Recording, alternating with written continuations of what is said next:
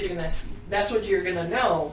Because we're not going to know any different. We don't have anybody else coming in behind her saying, oh, but wait. No, really, I don't live there. Let me tell you what's really going on. If the husband or the ex-husband now would have stepped up and called CPS himself and said, look, this is what's going on, because I guarantee you he was interviewed as well. But if he said what she told him to say, you can only go by what's reported. There's a father, a biological father, that was in the picture. Ex-husband, right. The child still died. The child still died. What the fuck, man? That's very disturbing. Very disturbing. There seems to be, I don't know what the frequency of this is, and too damn frequent. Too frequent. But just here in this area, we've had the dude who beat his son. We've had this one. We had Baby Grace. We had the dude from Galveston that stomped the baby to death. And yes, that's what happened. And these are all stomped. And this and is then the microwave, remember? The microwave, that baby didn't die, but still. No, that baby did die. Oh, did it? Yeah. Okay. So, I mean, that's like 5 cases just in the last maybe 2 years, 2-3 years or so. And these are cases that you see in the news. Yeah, they're on CNN. They're on like the national. There's so many more cases. Mm-hmm. Yes, maybe not lethal to the point that children are dying, but they're damn near right there. They are right there. Sometimes they eventually die, but they don't always make the news. Mm-hmm. So maybe 20% make the news. What's the deal with this? I mean, just in your opinion, why the hell are these parents allowing this to happen, doing it? What's up with that? I mean, I know it's not going. I don't know what the fuck. I can't give you exact statistics on why, but some of the reasons are they're in new boyfriends. That's probably top 2 as far as why his children die. Children who die at the hands of a new boyfriend or mom's new boyfriend. That is one of the highest situations when this happens. Sometimes it's just lack of supervision. People are like, oh, they're going to be fine. Yeah, you can drown in 6 inches of water. A child can drown in 3 inches of water. Right, they can't lift their head up. Right. Shit. People do it out of frustration because of whatever situation, whatever social situation is going on. They lost their job. They lost their spouse. So at what point do you say, I'm going to prison for life if I kill this child? Let me just send this child a relative. Or let me just send this child with a friend, somebody who can take care of the child. At what point do you say, I'm not going to abuse this child for 8 hours? 8 hours. In that particular situation, I can't say what was going through his mind, other than he most likely had gone through the same upbringing as he was trying to impose.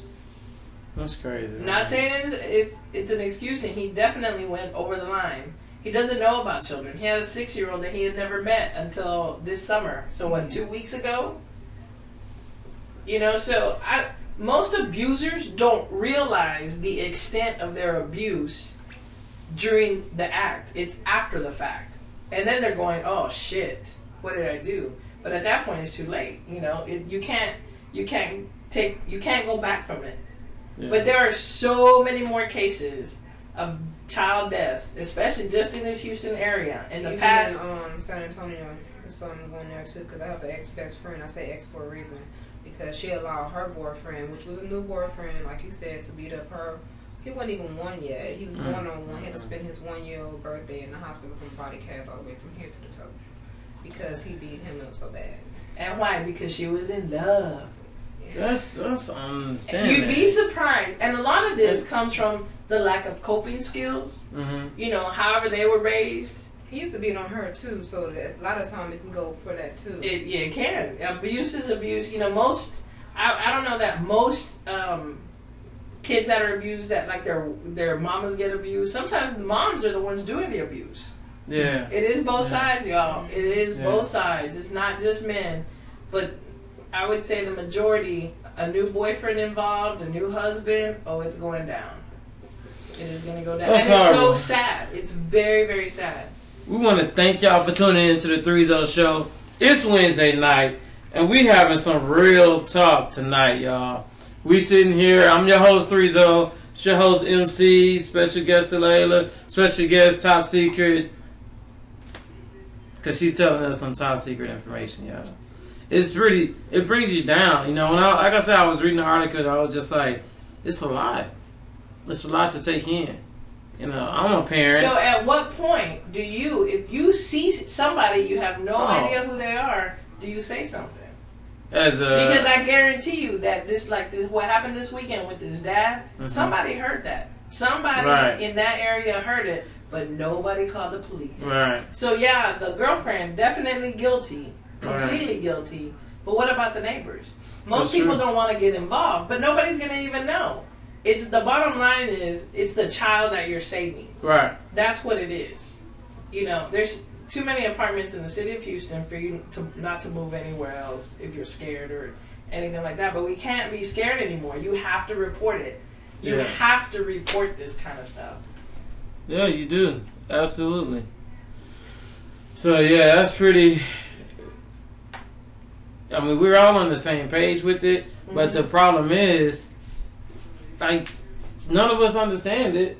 You know, you can give us the reasons, the economic reasons, the background, the way they were brought up, but you still, there's time when you raise your hand and you bring your hand down in a striking, violent force to cause pain on somebody else. There's still the first time, and you say, "Whoa, wait! I don't want to be that person. I want to be like that.